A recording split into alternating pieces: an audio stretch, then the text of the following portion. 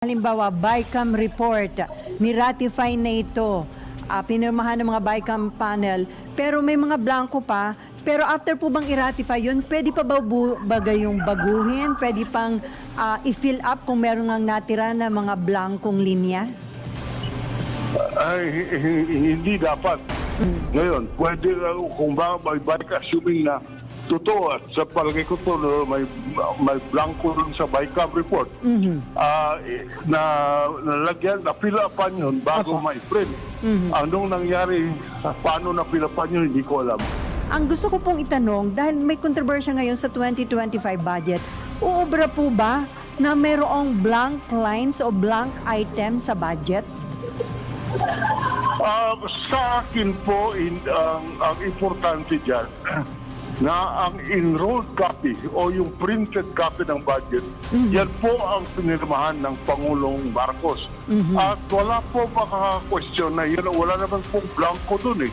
Kaya sa akin po, valid ang budget. Hindi po pinadala kay Pangulo Marcos yung Bicameral Conference Committee report at talagang hindi po pinapadala yan. Ang pinapadala, printed enrolled copy. At kung ano yung printed enrolled copy, yan po ang controlling, yan po ang pinirmahan ng Pangulong Marcos. Kaya wala pong diferensya doon, lahat.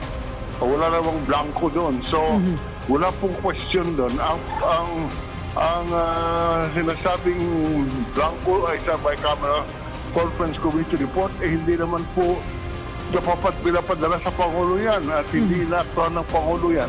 Ang inaaktuhan niya, yung printed enrolled copy.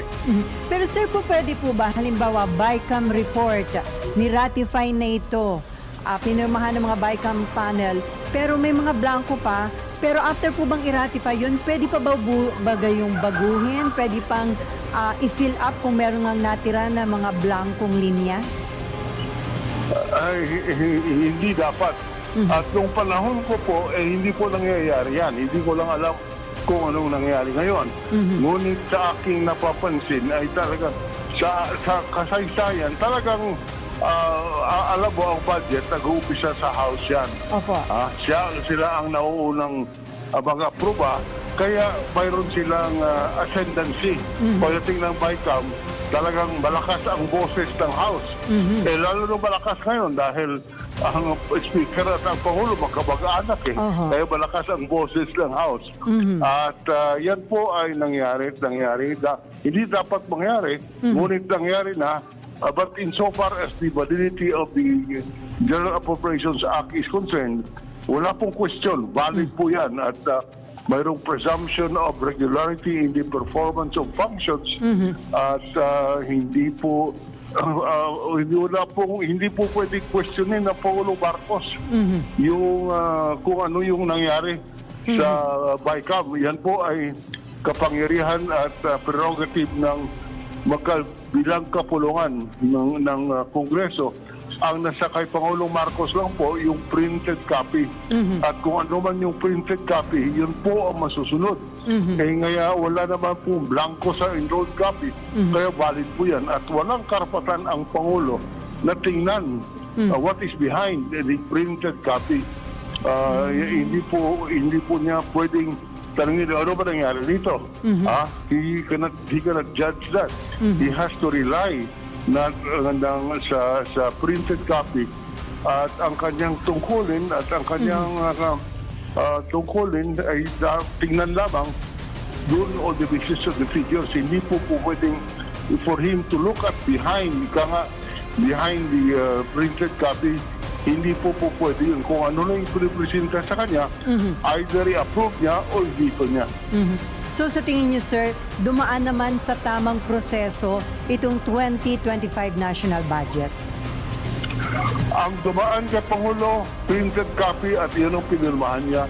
Kaya valid po yung 2025 General Appropriations Act. Tama po ang Pangulong Marcos doon. Mali yung si Duterte sa sinasabi niyang nagkaba na mayroong anomalyang nangyari dahil napirmahan ng Pangulo Marcos yung may blanco. Wala pong blanco doon. Mali po si Duterte.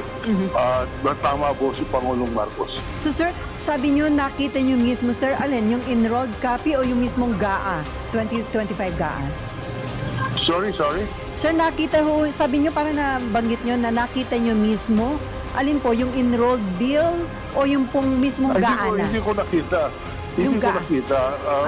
Ang pagkaalam ko lang Opo. na ang enrolled bill o printed copy walang blanco. Kasi ang kine-question na blanco, nandun po yun sa BICAM report. Pero hindi naman po yan umaabot sa Pangulo. Ngayon, pwede kung ba may assuming na totoo at sa palagay ko to may blanco dun sa BICAM report na nalagyan, na-fill-upan yun bago Opo. may print. Anong nangyari, paano na-fill-upan yun, hindi ko alam.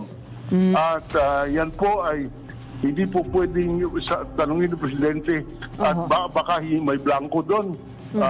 Hindi tama na pinilapan nyo. Wala po siyang kapangyarihan ganon. Pero sa panig po, sir, sa panig ng House at Senate leadership, dapat po ba nilang i-explain paano na fill upan yung kumakalat na BICAM copy report na may mga blankong items? Dapat po ba ipaliwanag kung paano yung na-fill upan? Ay, wala po makakapagpilit sa kanila ipaliwanag nila. Kung gusto nila ipaliwanag, siguro nga dapat ipaliwanag nila. Pero walang pwedeng pumilit sa kanila na ipaliwanag. At ito pong sina Congressman Ungab, ang sinasabi, aakyat doon nila sa Korte Suprema, kukwestiyonin at ihilingin na pawalang bisa itong 2025 GAA dahil hindi daw dumaan sa tamang proseso. Sa tingin nyo, may basihan o pagsasayang ng oras ang gagawin ni na Congressman Ungab, sir? Sa akin po, saya mga maghihina, wala pong mangyayari kung dali na sa Korte Suprema. Ngayon, alam mo si Congressman Ungab, matino po yan, kilala ko po yan.